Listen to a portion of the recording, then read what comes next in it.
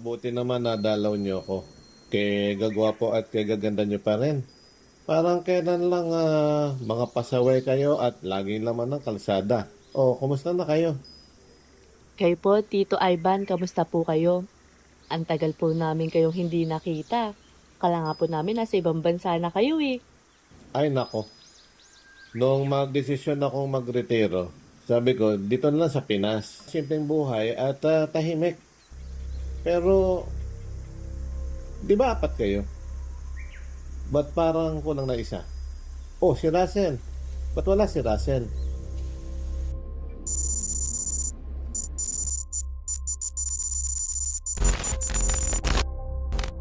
Russell! Russell, takbo! Andito na ako! Russell! Bakit? Walang sumasagot sa inyo. Lalo ka na, Eya. Ano nangyari? Tito, si Russell po, wala na. Ano? Wala na. Ano nangyari? Matagal na po siyang nawawala. 3 years ago. Naalala niyo po ba yung tambayan namin? Hindi na po siya bumalik matapos nun.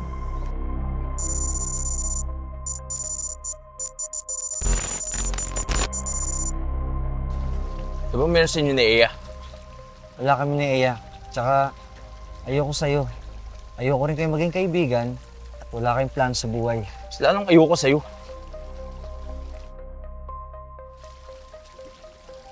Alam mo nang wala kang plano Magantay ka.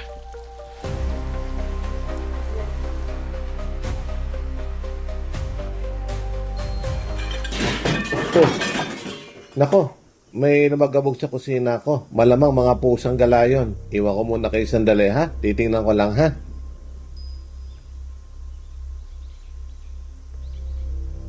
Alam nyo, kasalanan natin to eh. Ano ibig mong sabihin? Alam nyo, kung hindi natin siya pinagtulungan noon, hindi siya aalis ng ganun-ganun na lang. Tama na nga yan, Ian. Walang may gusto na nangyari. Aksidente lang yun. Alam nyo, yung huling beses na nakita natin siya, humihingi siya ng tulong. Pero iniwan natin siya. Kayo. Iniwan nyo siya. Pero ako, alam ko kung nasan siya.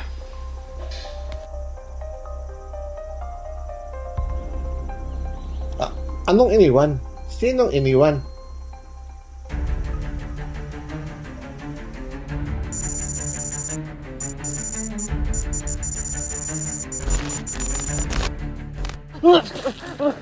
Halika dito! Ano mo ka?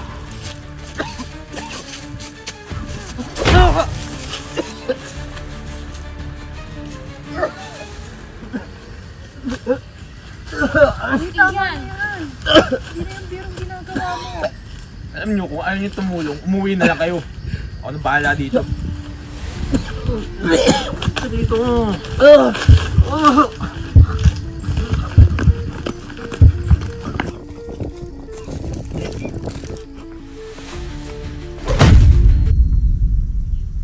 May ginawa kasi kami noon. Nagsimula lang sa biro. Si Russell.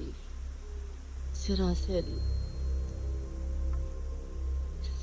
Si Russell yung naging biktima. Ano? Tito, ganito kasi yan eh. Tinatakot namin siya sa tambayan tapos itong si Russell na pikon. Kaya ayun. Umalis siya. Nung araw na yun, nakita ko siyang bumagsak. Hindi ko na siya naisalba. Anak ng tinapa. Kaya pala nawawala si Russell. Alam ba ng mga magulang niya to? Sinabi na lang po namin nag-abroad siya. Pero yung totoo, wala na siya.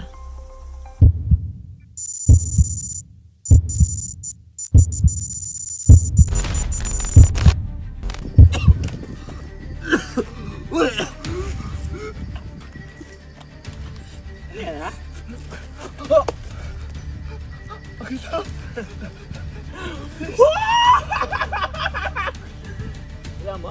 Kaya mo? Pwede mo!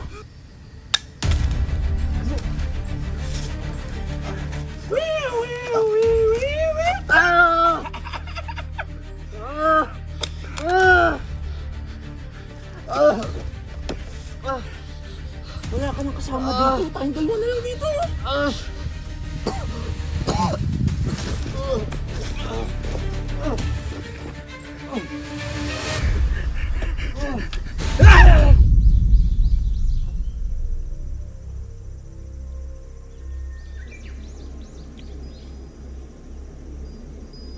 Alam nyo, maraming multo sa mundo.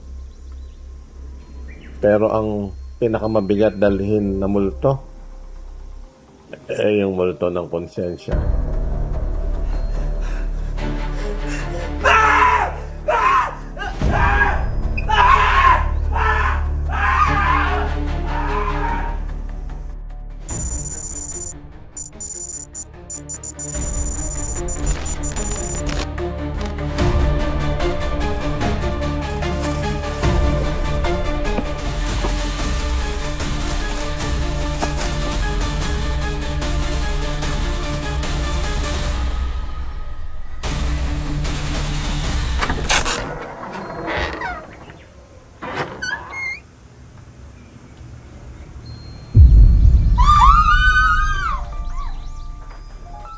Miss nyo na ba ako, mga kaibigan? Ano to? Akala ko patay ka na. Paano ka nakabalik? Hindi ko kailangan bumalik kasi hindi naman ako umalis. Nandito lang ako, pinapanood kayo.